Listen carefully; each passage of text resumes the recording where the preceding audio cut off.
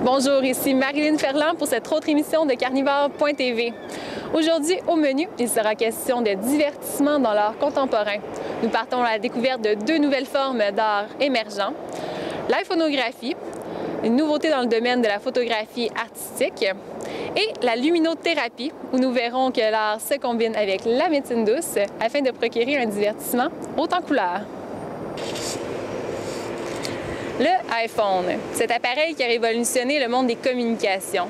Commercialisé par Apple depuis 2007, la compagnie avait déjà vendu en 2011 plus de 100 millions d'exemplaires à travers le monde. Ce populaire appareil est entre autres reconnu pour ses multiples fonctions. Cet engouement technologique est à l'origine d'une nouvelle tendance en photographie, l'iPhonographie. Toutefois, ce type d'art instantané suscite bien des critiques dans le domaine artistique. L'art mobile, ou plus communément appelé l'iPhonographie, est un art qui utilise la toute nouvelle forme de téléphone intelligent, iPhone ou toute autre forme de téléphone intelligent, notamment Android. Cet art peut utiliser différentes applications telles qu'Instagram, King Camera, Photoshop Express, Snapseed et plusieurs autres qui servent à la prise et à la modification de photographies. Ces applications sont disponibles gratuitement pour créer une production visuelle originale et finale de chaque instant et permet ainsi le partage immédiat sur les réseaux sociaux. C'est dans les années 1840 que le premier appareil photo fait enfin son entrée, ce qui ouvre les portes à toute nouvelle forme d'art comme la photographie, le cinéma, l'art de la scène dans lequel plusieurs artistes se démarqueront. Comme depuis 2007 avec l'arrivée du tout premier iPhone. Pour moi, ce médium-là rejoint carrément mes deux univers. Donc, je fais de la création avec ça. Puis, quand je dis design graphique, c'est parce que c'est un outil technologique, c'est un outil qui se rapproche un peu plus de mon travail au niveau du Mac, au niveau des logiciels, Photoshop, tout ça. Donc, pour moi, c'est ça. En 2010, l'artiste David Hockney, peintre de l'art actuel, s'intéresse soudainement à la photographie et est l'un des premiers représentants de l'iPhonographie. Ce peintre crée alors un processus créatif entre une photo et une toile dans lequel il est possible d'avoir plus qu'un point de vue. Peu importe le degré, pour moi, l'important, c'est que si moi, je peux amener quelqu'un à sortir de son ordinaire un peu puis lui montrer comment faire une couple de trucs puis qu'il fasse une photo exceptionnelle, un peu plus artistique, bien, j'aurais peut-être fait germer ce petit côté-là. Donc oui, moi, je pense que ça peut... le fait que ce soit un appareil très populaire et accessible à tout le monde, j'espère que ça va faire en sorte que les gens vont devenir plus créatifs et qu'ils vont faire plus d'art en général. En 2011, 68 % des gens âgés entre 24 et 35 ans possèdent un téléphone intelligent, dont 28 % qui possèdent un iPhone, selon la firme de statistiques Nielsen.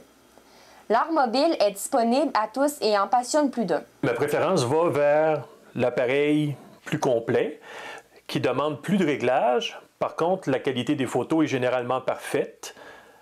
Par contre, avec un appareil comme celui-ci, c'est plus simple de prendre des photos, mais ça demande plus d'ajustements à l'ordinateur après. Le 18 février dernier, à l'édifice Belgo de Montréal, l'exposition Unlock avait lieu dans le Visual Voice Gallery et présentait différents iPhonographes québécois. Différentes expositions ont lieu un peu partout dans le monde, telles qu'en France, aux États-Unis, en Belgique et j'en passe. De nombreuses applications se développent et s'améliorent avec les années. Et pour les amateurs d'iPhonographie, ils seront bien servis avec la toute nouvelle promesse du iPhone qui s'en vient et qui aura une bien meilleure résolution.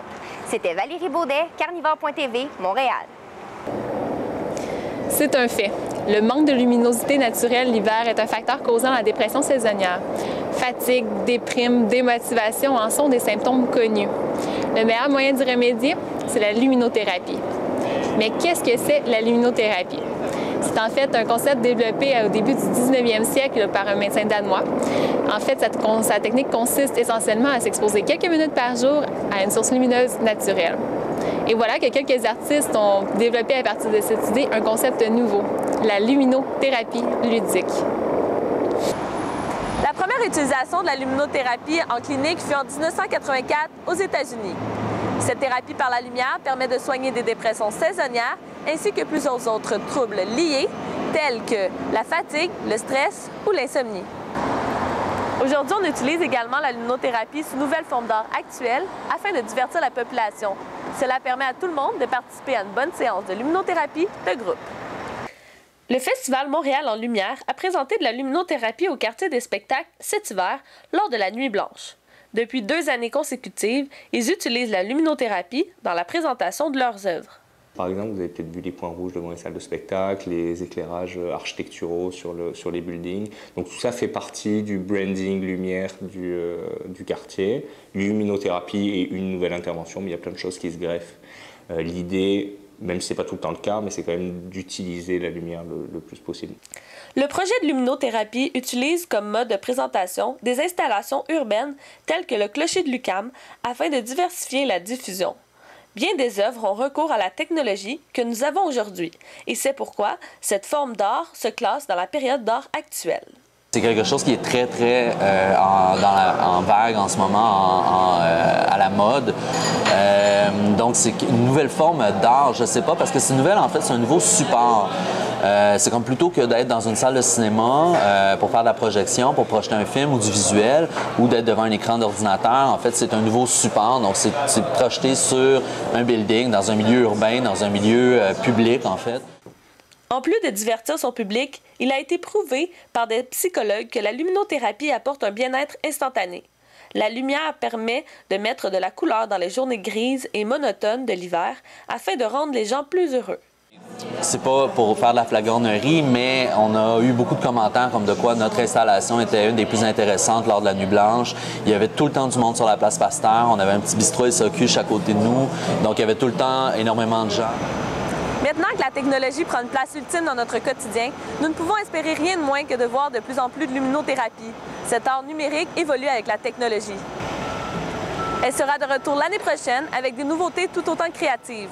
Je vous invite donc à participer au Festival Montréal en Lumière 2013 qui se tiendra encore au quartier des spectacles pour une 14e édition. Pour le moment, vous pouvez profiter des installations permanentes qui se trouvent à Montréal. C'était Marie-Soleil Doragon pour Carnivore.tv à Montréal. Pour ceux qui sont curieux d'en voir davantage, Montréal en Lumière sera de retour pour une 14e édition du 21 février au 3 mars 2013. C'est déjà tout pour cette émission. Sur ce, je vous donne rendez-vous sur Carnivore.tv pour une autre émission riche en divertissement.